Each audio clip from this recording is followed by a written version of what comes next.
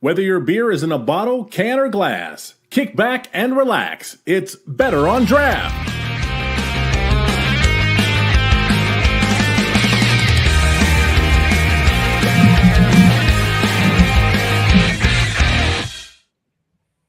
Hello and welcome to Better on Draft, episode 382. My name is Rob, and with me today is Wendy. Hi, Wendy. What are you drinking?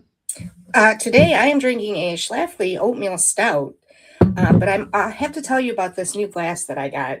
I know we're going to talk about all things stout, and I can't wait.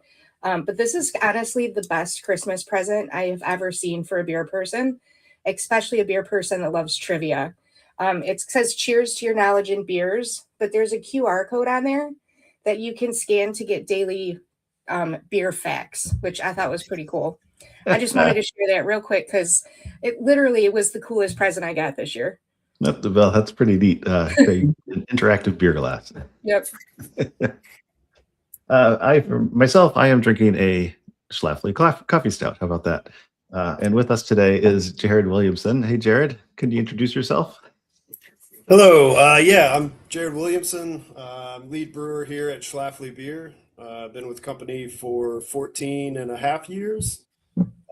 Basically been working in craft beer since I turned 21, and was at another brewery before that. And I too am drinking coffee stout. How about that? So Jared, you are here with us from Schlafly, and I have to just go back deep into the recesses of my mind of my early craft beer experiences. And Schlafly was one of those breweries. I'm in Indianapolis. It was one of those breweries where you distributed enough and we got your beer. Probably 15 years ago, you had a beer to guard that my drinking group absolutely loved. My drinking group being me, my wife, and our friends.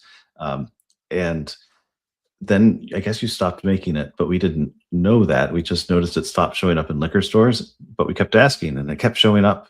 They kept finding more bottles of it until eventually they came back and said there are no more bottles of this.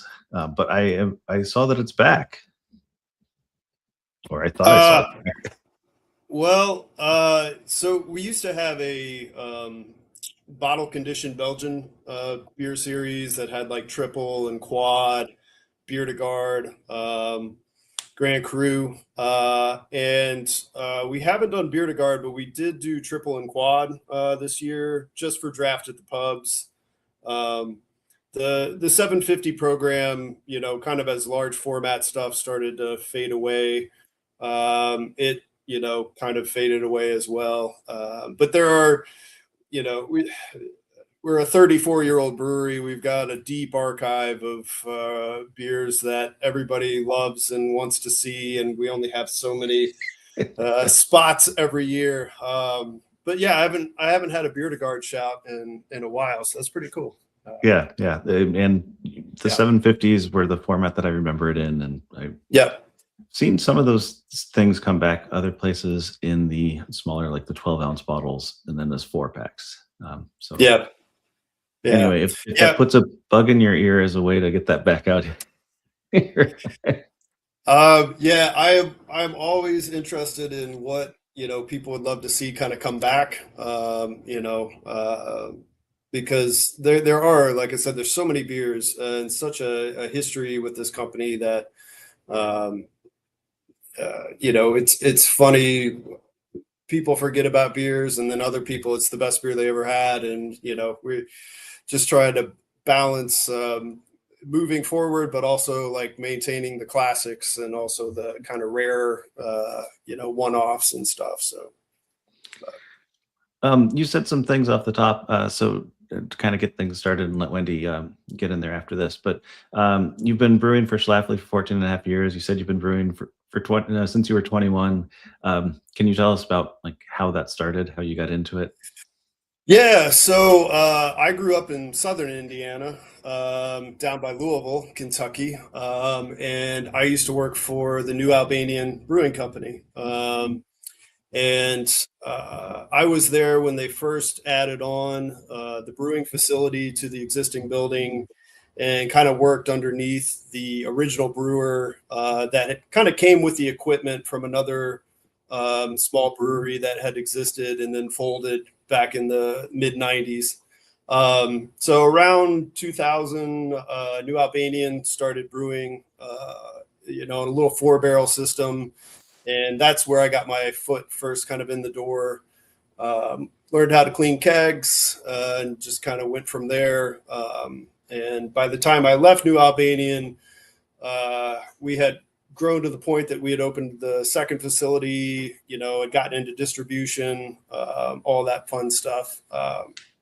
But that was really kind of where I cut my teeth, and for those that know or don't know, that brewery and that beer bar were kind of, well, in the late 90s, it was one of the highest respected beer bars kind of in the Midwest, Richo's, Public House and stuff.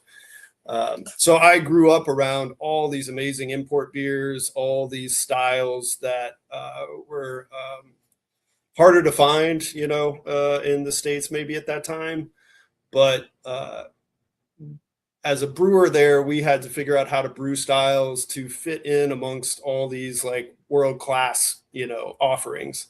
So it was like a very atypical, brewing upbringing where it was like, okay, let's fuse ideas together and come up with new things and push the envelope. It wasn't like we had to brew a flagship and, like kind of, figure out stuff. We probably did that for 5 or 6 years before we really got into distribution there.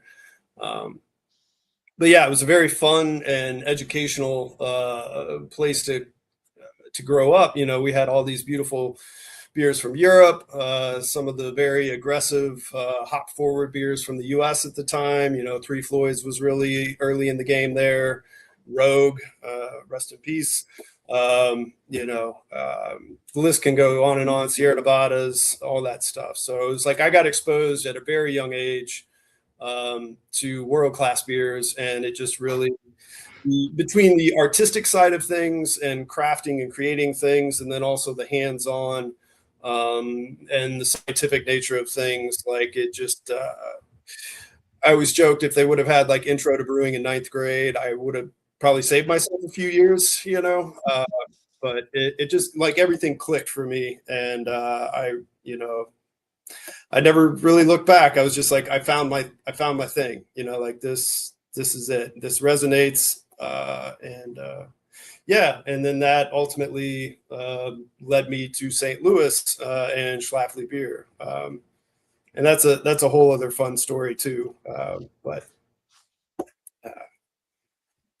I don't know. I saw most of your podcasts run about an hour. So like, Right. Wendy, you're on mute. Of course I am. Yeah. Because it wouldn't be at least one show without one of us doing it. Yep. I was saying we like fun stories.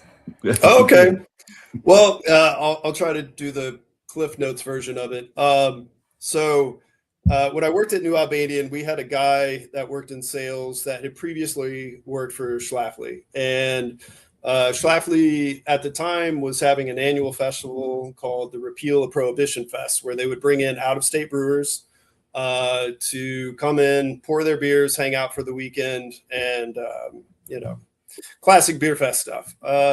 So 2008 was Indiana breweries. So it was New Albanian, Three Floyds, Bruges, and Mad Anthony. We were so I went to St. Louis, came to St. Louis to work a beer festival and ended up meeting my future wife, who happened to work at Schlafly Beer at the time.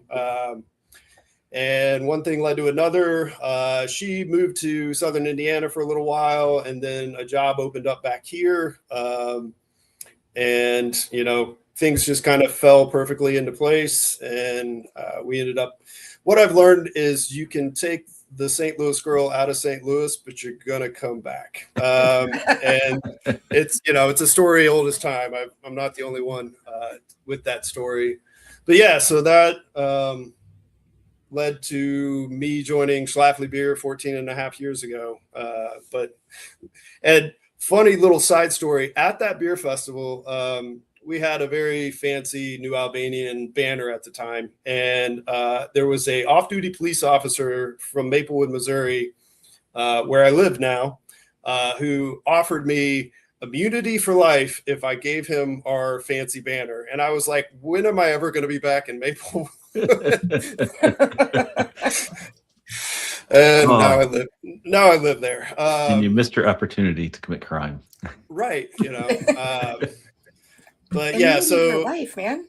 yeah, so right. Which I was like, I'm sure that you, Mr. Off-Duty Officer in a kilt, drunk at a festival, can definitely offer me that. Right. Have the power to make that happen. Yeah, but that's kind of the fun backstory of how I went from New Albanian to Schlafly beer, and so. Well, that was definitely a fun story. I love happy endings like that. Yeah. So let's talk a little bit about your stouts. Yes, absolutely. So I know it's stout season, and we make oatmeal stout year round, and we have it's one of the originals. And it's been in distribution the entire time that I've been with the company. I remember when Schlafly first came into Indiana. And it was, pale ale and hef, and I think I remember coffee stout and oatmeal stout and maybe the APA. And we actually hosted Schlafly when they launched into Indiana at New Albanian. So I met, Dan Kottman and Stephen Hale, some of the old heads, the old original guys of the company, ages before I even came to St. Louis to, be at one of their events. But yeah, oatmeal stout's always kind of one of the OGs. We brew it year round. It's classic, very English oatmeal stout, very robust, roasted barley notes, enough IBUs to, ground everything, and then a little bit of Golding hops, in the whirlpool to give it, a little bit of character, but it's a beer about the malts. And then over the years, oatmeal stout started to become the basis for experimentation, and some of the local coffee roasters used to come and hang out and have happy hours upstairs here at the tap room. And one day, one of them decided to make a cold toddy and bring that in, and they started messing around at the bar. And lo and behold, they were like, whoa, coffee stout, and it was kind of really born out of, some people hanging out at happy hour. But again, it's been a core seasonal for us for as long as I've been with the company, and, probably pushing 20 plus years now. Where coffee stout is just, every fall. I know our staff looks forward to it. I know our fan base looks forward to it. We had explored trying to make coffee stout a year-round beer probably a decade ago or so. And we went down that rabbit hole of like, what would it look like if oatmeal stout got pulled away and coffee stout went year-round? But the truth of the matter was oatmeal stout was just such a steady, seller, of case equivalents every month. And then when coffee stout and stout season really hit, oatmeal stout numbers also went up as coffee stout numbers went up. So it wasn't like they were, competing with each other. So ultimately, some of us tried internally very, very hard to get coffee stout year round. And then ultimately we've kept it in that seasonal spot, and it gets the seasonal hype. People get excited. It's fall. It's getting colder out. I need some caffeine with my, 5.5 or 5.7% alcohol and stuff. But yeah, so they're very. They started out very similar, and they still are. But over the years, we've kind of adapted coffee stout to better showcase the coffee. So we brought down the roast character a little bit. We took away the whirlpool hops, things like that, just to really accentuate the coffee character. So it's no longer an oatmeal stout with coffee in it. Yeah, I mean, there's still oat, there's still oats, there's still roasted barley. It's a similar grist between the two, but we did tweak it a bit just to let those coffee notes kind of take center stage. But there is a lot of kind of old lore that it's exactly the same. We just add coffee to it, and that used to be true, but over the years, that's kind of changed a little bit. Right. Are you working with a particular roaster or kind of a blend or? So traditionally, we use a French roast for this, and we do a toddy process. And over the years, Caldy's, which is a local roaster here in St. Louis, they were the first ones, and we've worked with some other roasters on some other smaller projects here and there, tap room kind of one-offs or this and that. But for the most part, like they've been they're kind of like the Schlafly of St. Louis coffee, like they've been around for decades. Now there's, I don't even know how many coffee roasters there are in St. Louis nowadays, probably 3 or 4 dozen if off the top of my head. There's a lot, a lot of small guys and stuff. And given our size and distribution and the volume of coffee stout we still produce, we kind of need another producer that can, deliver kind of larger quantities. So they've kind of been our main partner over the years. Yeah. Makes sense. Yep. Let's talk about the locations, because I know we have a lot of people that like to travel that listen Sure. to our show. So tell us a little bit about going to visit Schlafly. Sure. So I am, in the cellar downstairs underneath the historic Schlafly tap room here in what was once kind of known as like downtown West or Midtown. Nowadays, we are right across the street from our Major League Soccer team stadium. We joke that we played the long game for 30 years, waiting for the stadium to be built. So we're very close. We're only 2 miles from the Arch. We're only a mile from Enterprise Center, where like the Blues play hockey. The Cardinals Busch Stadium is just a little bit past that. We're really close to Union Station, which is our historic, kind of train yard and hotel and all that stuff. How about City Museum?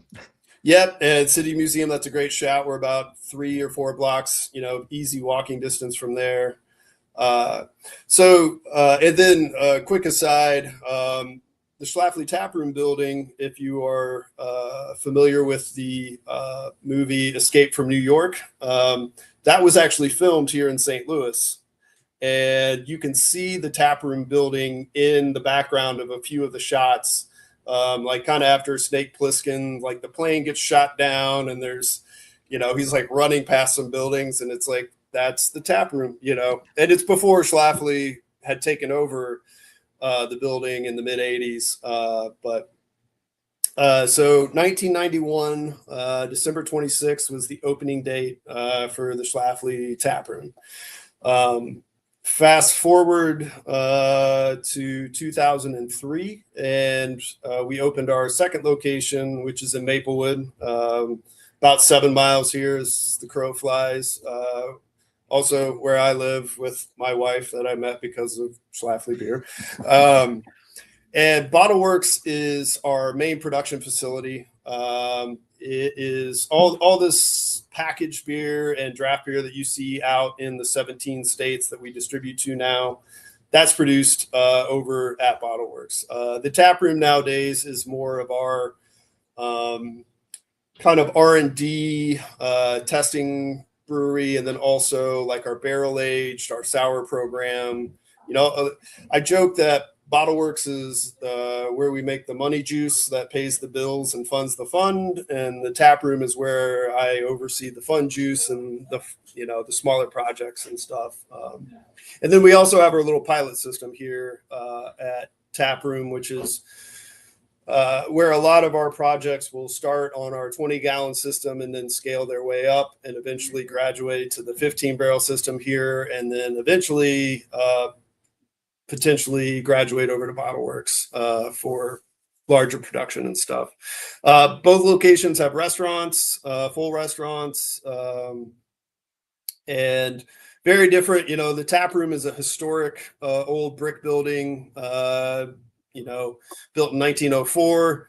Bottle Works is a old Kroger building that had been, you know, turned into a production facility. You got shipping docks, you know, you got a big parking lot. And what's really cool about the history of this company, especially, is when they came to the tap room in the early 90s, this neighborhood was kind of run down. I mean, they shot Escape from New York in this neighborhood because it looked like a blighted, apocalyptic, you know. There had been some massive fires like back in the 60s in this neighborhood, and there was a lot of buildings that had kind of been damaged and not, you know, fixed for a few decades.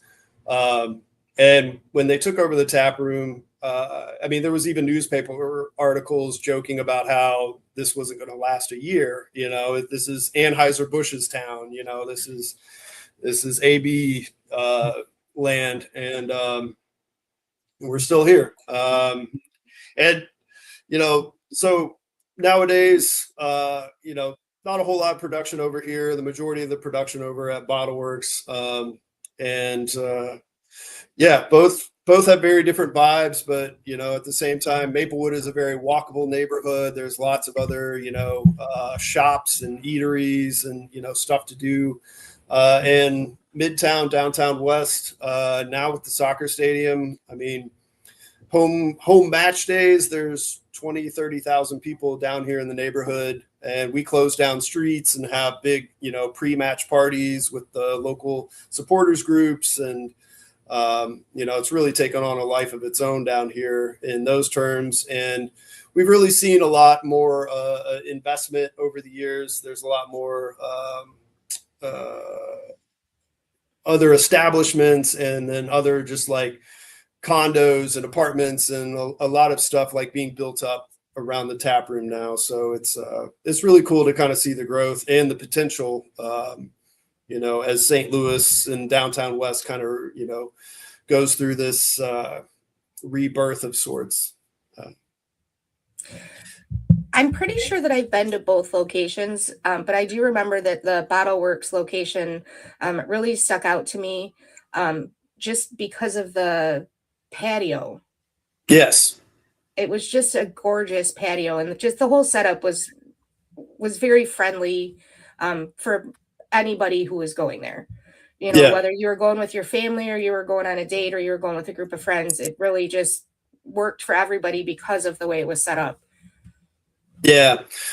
We when I first started, they had the outdoor pad, you know, and they would put up like a seasonal tent, you know, to have outdoor seating. And then probably about 10 years ago or so, they decided to build that permanent structure, which is probably what you experienced. And it's just this gorgeous, you know, mix of wood and iron, and there's, you know, space heaters built into it and fans, and, you know, it's very much built to be, you know, we've got walls, we can enclose it, you know, it's very much like a 4-season kind of experience. And, you know, St. Louis winters, like, I mean, today it's 65, yesterday it was 70, I think Sunday it's going to be 20, you know, so we're very Midwest winter here, so you never know what you're going to get. But yeah, Bottle Works has definitely, you know, it's a family-friendly neighborhood. And like you said, you know, it can accommodate all kinds of different things. We've got private event spaces at both pubs. You know, so especially here at the tap room, you know, we host a lot of wedding receptions, weddings themselves, celebrations of life, you know, anniversary parties, you name it, corporate stuff.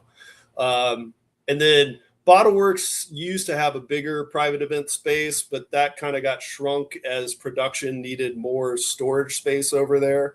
And that's always kind of been a bit of an internal battle of, you know, the pub and private events wanting their space and the brewery needing more space. And, you know, ultimately the brewery won out on that one. But I was gonna say, kind of need the brewery for all the other stuff to work.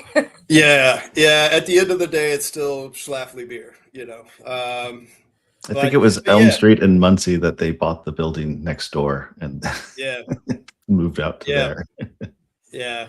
Uh, but yeah, both places have their own unique character to them. The tap room's obviously a very historic building. I mean, it's on the National Registry. This was one of the first places that some of the suffragette, ladies groups in St. Louis would meet here. There's like a plaque that they just added a few years ago outside. This was a printing company here at the tap room, the J Swift printing company for a long number of years. So these buildings held big printing presses and, what were corporate offices, back in that era. But yeah, there's just, and I mean, Bottle Works history is a little, not as sexy. It's used to be a Kroger, but at the same time, they both locations, when they opened in the neighborhoods that they are in, they were kind of a turning point for those neighborhoods. And Maplewood now, on a weekend night, I mean, there's always stuff going on. There's always people wandering around. There's, a lot of people that live within walking distance. You see a lot of people out and about. And we're hoping that downtown West, as it continues to evolve, will also turn into a modern, much more. I mean, there are residents in this area now, but like right now, there's probably, I think, a couple thousand new units that are proposed or being built currently. So we could see, a return to more, urban, densely populated kind of stuff down here. So that's really exciting and cool to see. So does that mean that the brewery does a lot of work within their communities that they're in? Yes. It's ebbed and flowed over the years. At certain points, like Bottle Works was home to one of the weekly farmers markets, that eventually kind of outgrew the Bottle Works footprint and moved on. But there's longstanding relationships like that. Obviously, here in the downtown West, Midtown kind of neighborhood, we've been kind of a pillar for a long time. So, I mean, just yesterday, there was a guy who popped in here who's trying to open a new restaurant about a block away in a spot. It was just trying to get signatures for, liquor license stuff. And, we're always very welcoming to new places, especially around the tap room, trying to make it happen along with us. There's a cidery a couple blocks away now. There's another brewery that's been getting a lot of love in the last year, Blue Jay. That's just a couple of blocks away. So, over the years, we've definitely, it's the core principles of this company as it was founded were make good beer, throw fun parties, build community, and that, is still, I mean, over the decades, we've obviously grown to the point that we're distributing, like I said earlier, I think we're in 17 states now. So that's a big part of the business. But at the end of the day, we're a St. Louis company in St. Louis neighborhoods serving St. Louisans, and then also guests that come in from out of town too. So. I think that a wonderful day would be going to the City Museum and then heading to Schlafly afterward. Yeah. Honestly. Yeah, I mean, it's before, the first couple of times I came to St. Louis for beer stuff, there was a festival called Microfest here in town. And I remember coming in town for that when I was still with New Albanian.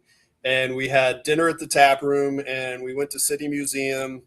and we're there until they basically, like kick you out at whatever, 11 or midnight. And yeah, it One was a more time blast. down the slide, and then you got to go. Yeah. I was like, how do they clear that building at the end of the night? Like so many nooks and crannies.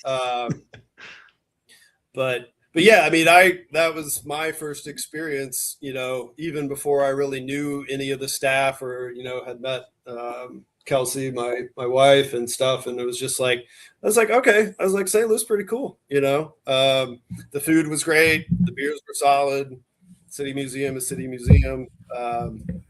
And yeah, we did that for a couple of years before we got invited to repeal. And then my whole world kind of turned, so to speak. If people aren't familiar with City Museum, it's this gigantic, basically playground. It's like an industrial art exhibit that you get to crawl around in, and they've got a huge multi-story slide that they used to deliver shoes from down, and it's ridiculous. Yeah, and they've added to it the rooftop. There's like a Ferris wheel now, and there's like plane fuselages, and there's just like lots of different like stuff that would have been in commercial waste that they repurposed. Museum is like not the right title for it. I mean, going there myself the first time, I was like, City Museum, why is everyone hyped about this? And then I walked in and I was like, oh, this is not a museum. This is like a interactive like art project, where I can climb on things and crawl through things and slide down things, and it's indoor, it's outdoor. There is a bar indoor and a bar outdoor. Yeah. It's family friendly and also not family friendly. You will leave wondering how much the insurance is on that place and how they are able to operate. Yeah, exactly. But yeah, it's another one of those like St. Louis institutions. It's been around for a long time. It's fairly well known. I mean, I know people that come in town specifically to go to City Museum, and have those experiences now with their kids that they had when they were younger, kind of thing. I'll have to give that a visit next time I'm there. Yeah, it's a lot of fun. I did a weekend trip with my friends from high school. This was a few years ago. It was before COVID. We stayed down by, I want to say it's Square One Brewing. I think that was it. Yeah, Lafayette Square. Yeah. Yeah. And then one of the big outings was going to City Museum for the evening. We just had so much fun. Yeah, it's definitely, if you've never been, I can't recommend it enough. But it's also one of those, like, it's kind of like the Arch for like people that live here. It's like, if you live here, you only go to the Arch when like people come in town and they're like, I want to go to the Arch. And you're like, okay. City Museum's probably more fun, and it's cool to be up in the Arch, but once you've done it, you're kind of like, all right. But City Museum, I swear every time I've been there, last time I was there was for a wedding reception, and there were parts of the building that I'd never seen or explored, and like it's just cool. It's like every time you go, it's like you're peeling back another layer of the onion and experiencing something that you didn't know existed. So yeah, it's a great place. Yeah. Another beer, to get back to beer. Sorry, back to beer. That I look forward to from you guys every year. It's got a bit of a story behind it. Currently, my Discord group does a drinking project every month, and this month being January, we're doing Wet January, which is 10% and higher ABV beers. Nice. This one doesn't qualify, but yeah, we got to fight back against Dry January and all that. But February, we drink the alphabet. It's all the letters of the alphabet plus numbers and symbols. That makes 28. And I always look forward to seeing Zwickel out there, which it's either you or Urban Chestnut. That's Urban Chestnut. We have a similar beer to that kind of unfiltered lager style. Ours is called White Lager, and it's probably been around for 8-9 years now, but kind of classic Bavarian, lager, but then unfiltered, and a little bit higher ABV. But yeah, that That's why I confuse them. It's the the unfiltered lager, the beer de garde being unfiltered, like all yeah, of, yeah. I just yeah. associate it with you. And I'm pretty sure on the white lager label in smaller print it says like Zwickel style or something like that. It's always interesting because like a word like Zwickel, you always worry about like education gap with consumers and like, are they going to get this? If you just call it a unfiltered lager, I mean, that's not that sexy of a name, but at the same time, it gets, gets the information across. But it's been interesting to, as the St. Louis brewing community has grown and we've seen, we've seen the education of the consumers, kind of continue to rise. It's pretty cool how smart and well-rounded so many consumers are these days. I mean, craft beer obviously really took off in the 90s, and there's been evolutions and ebbs and flows and all this stuff. But in my own experience, seeing the consumer education level, kind of rise with it has been really cool, because you never know what you're going to get. Sometimes you've got people that they're going to nerd out so hard, they might out nerd you, and you're just like, wow, like you really know your stuff. And then other times, like the other day, we've got our barrel-aged imperial stout on tap right now that we just did a small batch this year for pub release, packaged, bottled a small amount of it. And one of our bartenders was telling me, he was like, yeah, this guy ordered it. And then he was like, something's wrong with my beer. And he was like, oh, what? And, basically the dude didn't know what BA meant, So I was like, oh, yeah, sorry. There are still consumers out there that like, just BA doesn't mean anything to them. I was like, did he order a Ba Imperial Stout? Right. Is he old enough to know the A Team and BA Baracus? Yeah. Or... Yeah. But yeah, if you don't know that you're getting into a barrel-aged beer and then that's what you taste, like that could be surprising in comparison to, a 5.5, kind of or middle of the road stout experience. There's wood in my beer. That BA Imperial Stout sounds like it would fit in my wet January, though. Is it over 10%? It absolutely would. Do you happen to know Zach Leonard? He's our Indianapolis-based sales guy. I don't think so. No. Yeah, he's kind of an old industry head, but me and Zach have a really good working relationship, and I try to make sure that I always stash back, 6 barrels of like this and that for him to sprinkle around at his, events and specialty tapping stuff. So, so I need to find Zach and meet him. Yeah. And I've got some 6 barrels laid back here for him to, as he finds spots to land those. But yeah, we're always, even though we're not distributing like Imperial Stout like we once did, like the 750s and stuff, we still try to find ways to get, small allotments of the draft of that, kind of sprinkled around into our distribution footprint too. So I happen to know a place that loves to do tap takeovers. They have 20 taps. They love to do tap takeovers, and that is exactly the sort of thing that they like to put on there too. Yeah. I think in the last year or so, I know he's gotten some triple, some quad in a few spots in Indianapolis. I want to say Imperial Stout, a few of the sours, but yeah, it's just kind of always, I used to be part of the Indiana Brewers Guild, so like I'm, familiar with maybe not the more recently open places in Indianapolis, but some of the more old school spots and stuff. Well, you still remember Bruges?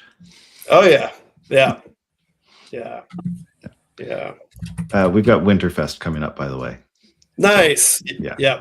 I'm I have looking been to forward that. Winterfest. Yeah. I've been to Winterfest numerous times, Summerfest. Yeah. And lot of fond, fuzzy memories of Yes. of those events. We were talking about beer styles before. Is there one that you want to bring back, or something that you enjoy brewing or haven't brewed in a while and just want to revisit? Honestly, as time has gone on, in my brewing career, and also just, in my own personal enjoyment of beer, I've really been trending kind of down in ABV, but wanting to maintain, really good flavor, really good aromatic pop in my stuff. Really the last few years, kind of the evolution of the modern Pilsner and the modern lager and those kind of beers. And kind of how we're even like utilizing lager yeast in ways that, we previously didn't. Those are kind of the things that are really piquing my interest these days. And in the grand scheme of things too, it's like, as a brewer, I am fully over the haze craze. I have this joke that, when craft beer started, it was in this rejection to, there was basically like one style being made by, all the big breweries, and then like craft beer really grew out, expanded, and so many styles and all these different things. And then all of a sudden hazy IPAs came back around, and then we were all making basically the same tasting, smelling, looking stuff. And I was like, what happened? Like, so I have been trying to like, we have obviously adapted that. We have Just a Bit Hazy. It's been one of our better selling year-round beers.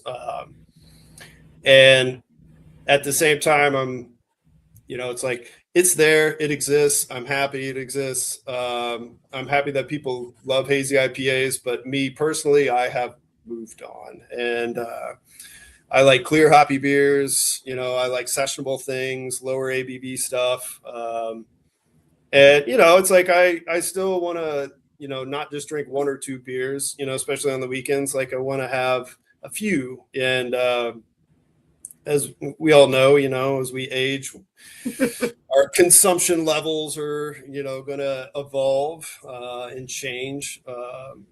So for me, yeah, it's seasonal, but at the end of the day, it's like, if I really had to pick,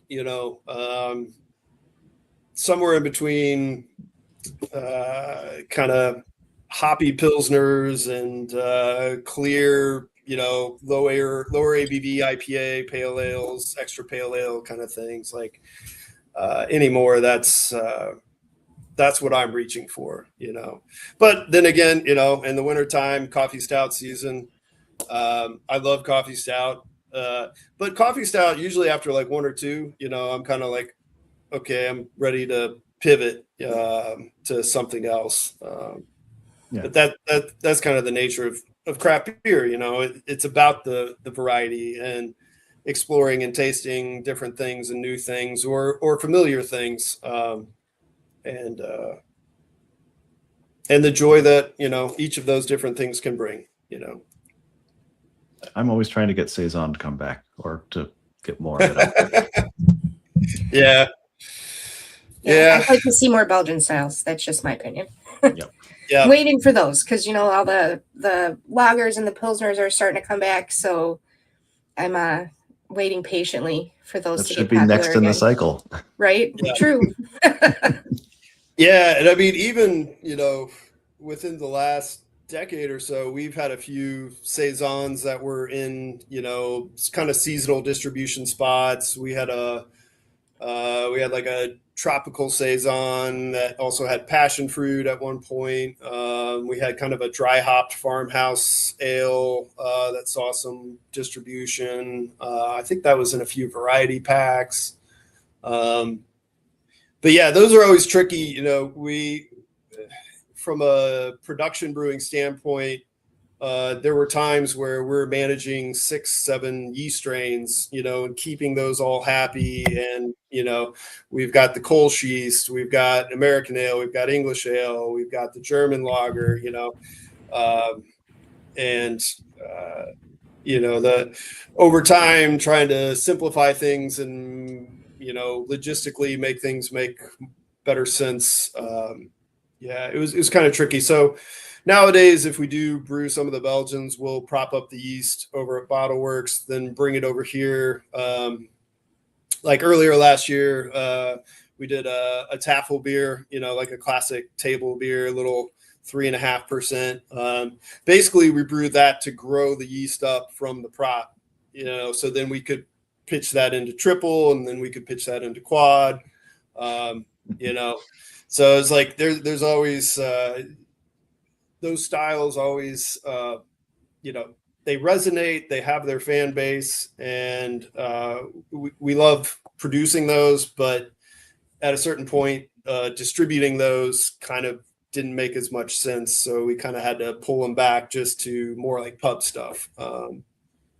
But at the end of the day, I think we have somewhere in the neighborhood of 80 different yeast strains banked in our cryo freezer. And occasionally we'll bring back a yeast strain that we haven't worked with in a while. But for the most part nowadays, it's, you know, the focus is really on the 2 ale yeast, the German lager, and the Kolsch yeast, just to kind of keep those happy and, you know, keep Bottle Works moving. It looked like there was a story behind the Kolsch yeast. Yes. Yeah. So Schlafly beer takes its name from our co-founder, Tom Schlafly, because our other co-founder was Dan Kottman, and they decided Schlafly beer sounded better than Kottman beer, you know, and so that was, you know, opened in 91. In 97, Tom Schlafly married his wife, Ulrika, who is a native of Cologne, Germany. And the mayor of Cologne, as a gift to them for their wedding, sent a keg of Kolsch yeast from the Goffel brewery in Cologne there. And something happened in the first year, and they messed up the yeast, and they had to get a second keg of yeast sent from Goffel. And originally it was a seasonal. It was called Summer Kolsch, and then it eventually went year round. But we are still that second keg of Kolsch yeast is what we still have going to this day. You know, we've propagated it. You know, we've got it in our deep freeze. We grow it up after about every 10 batches or so. We'll grow up a new prop and all that fun stuff.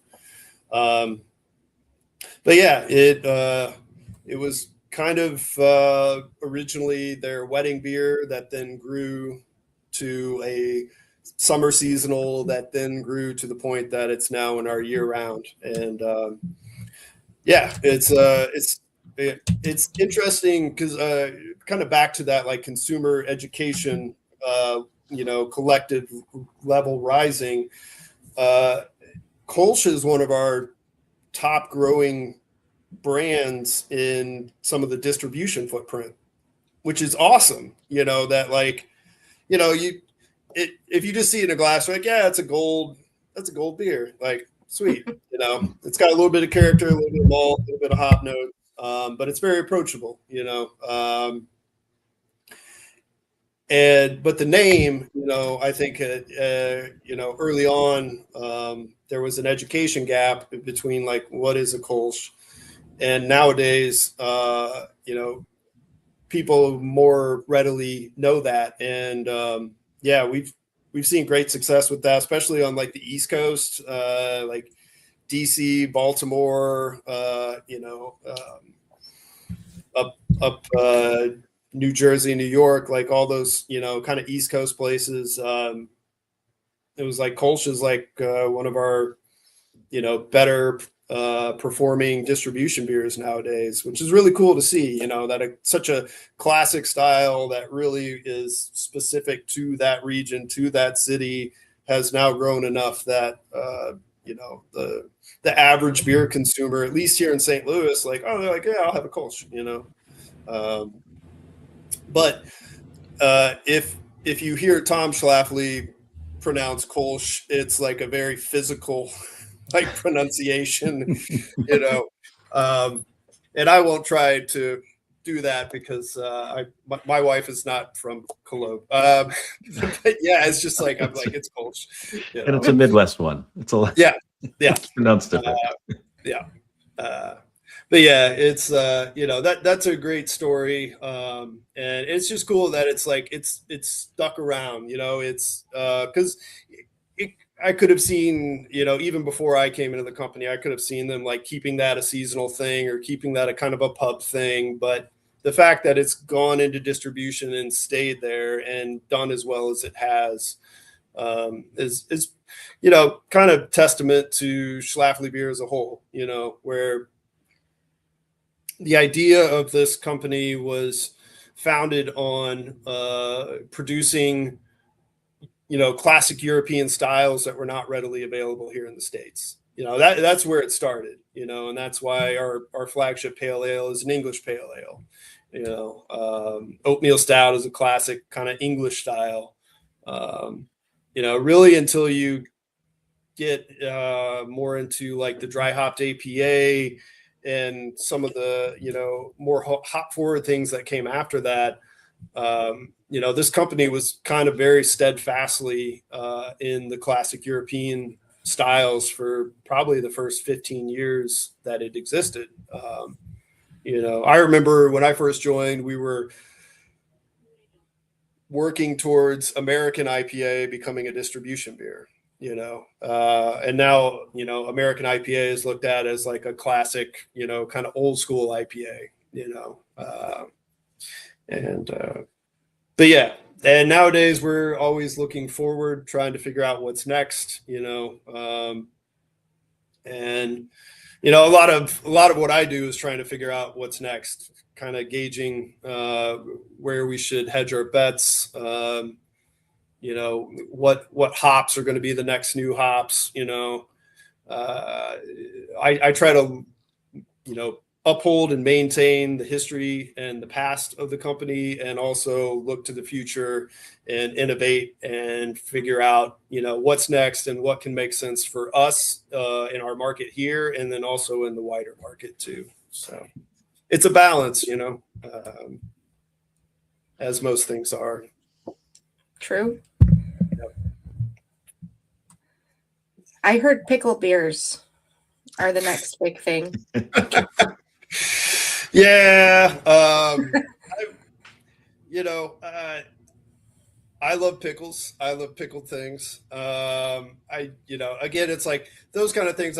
We had a pickle fest last summer where we, kind of dosed some kegs of Hellas with some like pickle brine and stuff. And like, that was fun. But at the same time, I'm like, we're not going to like produce this and ship this to our entire distribution footprint. Like, I think there's better beer styles that will probably perform a little bit better.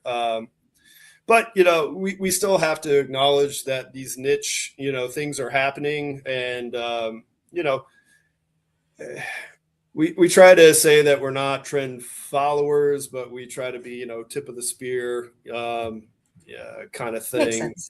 And like, kind of back to the hazy IPAs. It's like, we see a lot of our neighbor breweries here in St. Louis still really leaning into that, and we're trying to lean into another direction. And it's like in a land of 1,000 hazy IPAs, why be the 1,001? Like consumers are going to change; they're going to ebb and flow their tastes. Something that was super hot, it's not going to completely go away. Well, I say that. Some things have completely gone away. Like we don't see brute IPA anymore. The white IPAs, black IPAs tried to kind of have a little bit of a, I feel like they're sticking around. Yeah. I mean, honestly, I was surprised to see Wookie Jack, back into like distribution, as far as like a black IPA kind of thing. But at the end of the day, it's trying to be 2 steps ahead of what's next before everybody else even knows what's next, kind of thing. And that's always the trick, is trying to have that crystal ball of,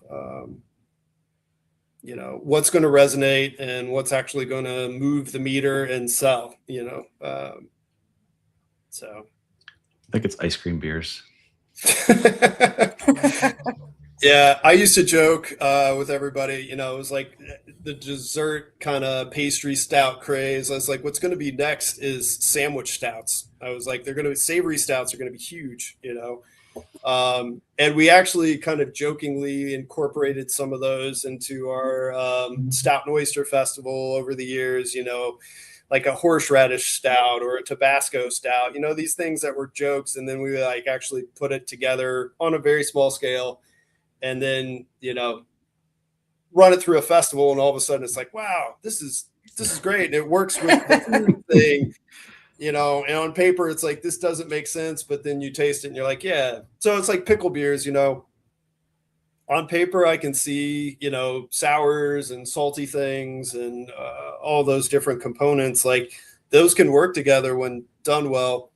I just don't see those as like, a bigger kind of distribution footprint kind of beer. But kudos to those that can, thread that needle and, make that work. But yeah. You said Stout and Oyster Festival, which I need to dial in on because St. Louis is not near an ocean. Yep. Yeah. So that one has a lot of history with the company. And some of that history was really founded on the fact that our founding brewer, Stephen Hale, at one point was, he lived on the Maine coast and worked on some various seafood boats and all this stuff. And like, it kind of, to kind of circle back to the tap room and downtown West and creating events to bring people to the tap room in kind of the off season. Stout and Oyster was really one of those events that, in the cooler months, I've been told that you should only eat oysters raw in the months with an R, Right. Here in the Midwest. So what started kind of as like a small festival of just, we fly in, how many of our oysters, and, it's just upstairs here in the event space, eventually grew and grew and grew to the point that it was way bigger for its britches than we could even really maintain and run. And then, as we all lived it and know it, 2020 happened, and events like that suddenly became a lot more difficult for us to kind of navigate and fund, because at its height, I mean, we were flying in shuckers from both coasts. We brought in like 80,000 oysters. We went through all of those in like a day and a half. I mean, it was madness. And nowadays we're trying to figure out how to kind of configure that festival into our current, logistics. It's been tricky. We kind of brought it back over at Bottle Works. And then, that's one of those events where there's a lot of initial upfront kind of investment that, eventually gets paid off. But at the same time, when staring at, spreadsheets and numbers and stuff, and it's like, this is really expensive upfront, we've been trying to find, some partners to work with to kind of help co-sponsor that. And, so it's unfortunately, it was one of those where, for better or for worse, it became so popular and so successful that we created a monster, so to speak, that then kind of became too big for us to, it was like, the horse outgrew its, pin or whatever kind of thing. So yeah, we've taken a pause on that the last year and a half, 2 years, and we're kind of working towards trying to figure out how to make that happen again in a way that will satisfy our customer base and also ourselves, and also not be this massive undertaking. Because I mean, at the height of it, the company was bigger than it is currently. Things have kind of ebbed and flowed in the last 5 years, and throwing events on that scale is not our strong suit that it was at one point. Kind of so. But yeah, horseradish stout with a fresh oyster. It's amazing what can actually work sometimes. But again, by itself, you drink like a pint of horseradish stout, you're like, okay, that's a lot, I always say with the pickle beers that I like it in sample size. Exactly, yeah, there's a lot of things. And, whenever we're like testing stuff out on our pilot work system, we're sampling things out, I always try to remind our staff and, people we're sampling with, it's like, it's one thing that first sip. Now imagine that 20th sip as you're finishing the glass, or you're opening that second can or that second bottle. Like, those are the flavors that we need to keep in mind more than just that initial like, wow, factor kind of thing. The wow factor is important, but the consistency and the longevity and wanting to actually have more than just a couple of ounces is the key, at least for me on a lot of the projects. So. Jared, we are at an hour. We're past an hour. So we're going to go ahead and start wrapping it up. And we usually ask a fun question that may or may not be beer related, similar to the City Museum, may or may not be beer related. Yeah. So I'm going to go ahead and ask you, Cardinals, St. Louis or Louisville? Oh, man, I'm going to get in trouble here. So funny enough, my last name, Williamson, we have roots in Brown County, Indiana that go back over 200 years. So I grew up a Hoosier. And the Cardinals were kind of like my second team growing up because I grew up, in the Louisville area. But I was born and raised on Indiana University sports, which their football team is still hard to wrap my head around that they're actually like good. But yeah, I mean, being a St. Louisan now for 14 and a half years, it's kind of easy right now because the Cardinals are not good and they haven't been good for a few years. And most people are kind of annoyed with, their ownership. So you put me on the spot, I'm like, I'd still say Louisville, go Cards. It's funny because that will work in so many cities too. Yeah. Yeah. But, I didn't understand that question at all.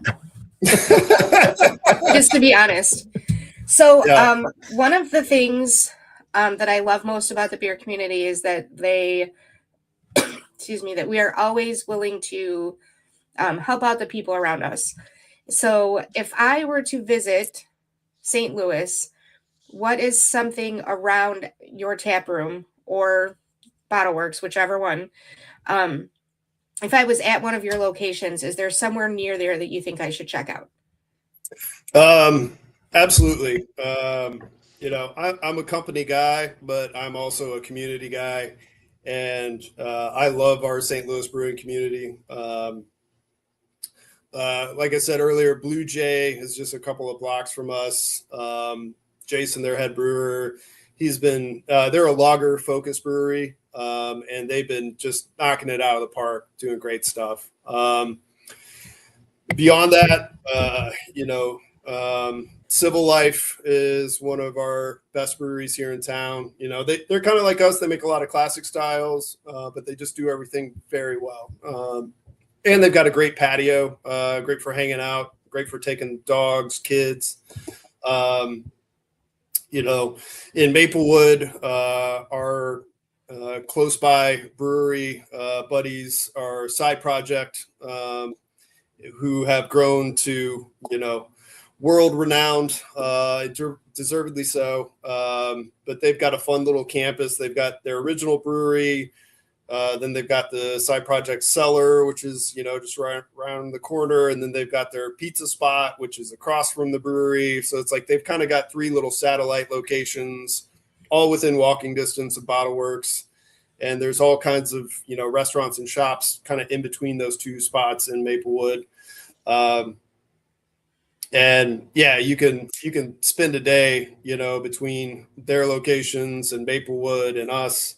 You know, you get beyond that. I mean, Perennial has been making really solid beers. Narrow Gauge up north, it's a smaller brewery, but Jeff Hardesty, their head brewer owner, Jeff does great stuff. They have some sort of taproom partnership here in Indianapolis. Yes, I think I'd seen something about that. It's like an arcade. It's like an arcade plot spot or something. The one I'm thinking of, I hope it's the same one. I'm pretty sure it is up by Goose the Market, and it used to be the Tap. I think was the bar that was just north of there that doesn't exist anymore, unfortunately. Yeah, but yeah, it's I don't know, north of downtown. Yeah, because it does have an arcade in the basement. Yeah, I'd seen something about some like narrow gauge stuff in Indianapolis and whatnot. But yeah, you know, I mean, you know, the list goes on and on. I mean, you know, Four Hands is very well known, producing a lot of solid stuff.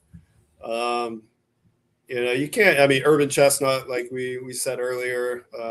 You know.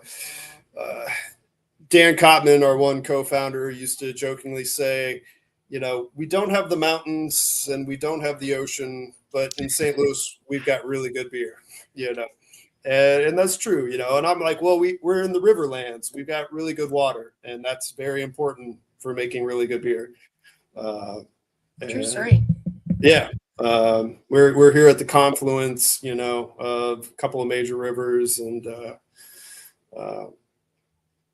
but yeah, it's a very like, you know, the Madison Homebrewers and Taster Guild, the people that put on Great Taste in the Midwest, they'll bring down busloads of people, you know, every couple of years, and, you know, hit up all the different breweries around town. And I think the last time they came down, they were here for like 3 days because of all the different breweries they wanted to hit, you know, and stuff like that. But yeah, St. Louis, the beer community, the beer culture here, you know, it's really grown, and there is a whole lot of community, you know, within that. In the early days of, you know, the Perennials and the Four Hands and the Civil Lifes and the Side Project, like there are more times than most people know about publicly that, you know, questions were asked and things, you know, Schlafly Beer was able to kind of help out, and, you know, in quietly in ways that, you know, nobody's ever going to like promote and publicize. But, you know, at the end of the day, are they competition? Sure. But at the same time, like, you know, I don't want just, you know, 8, you know, giant breweries making the same style for the country. We need all these different breweries making all these different things in all these different neighborhoods. Like that is what craft beer is about. It is about building community, supporting community, and creating great flavors and great experiences and great memories, you know.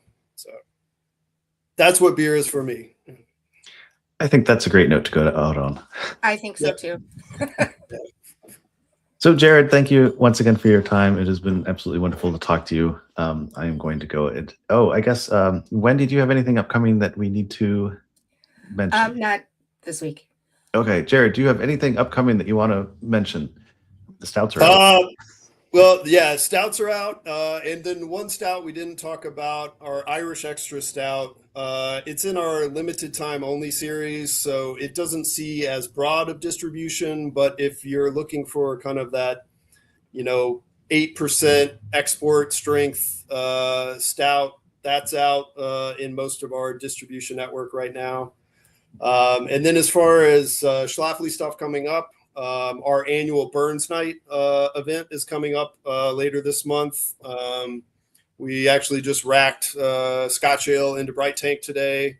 Ahead of that, we always have a big Burns Night event here at the tap room. There's bagpipes, there's Scotch eggs, there's Scotch Ale. Tom Schlafly always reads his annual poem that he writes, and he still gets up on the bar, for better or for worse, at his age to deliver this. We built a special little staircase for him to help him get up on the bar, and then there's spotters. But yeah, Birds Night is kind of one of our classic. We've been celebrating it ever since the beginning, and that's coming up in a couple of weeks. So. If you're in the neighborhood and you like malty Scotch beers and Scotch eggs and poetry and bagpipes, it's a vibe, it's a really cool experience. But yeah. Excellent. I don't have anything coming up. As far as the show goes, we are working on guests.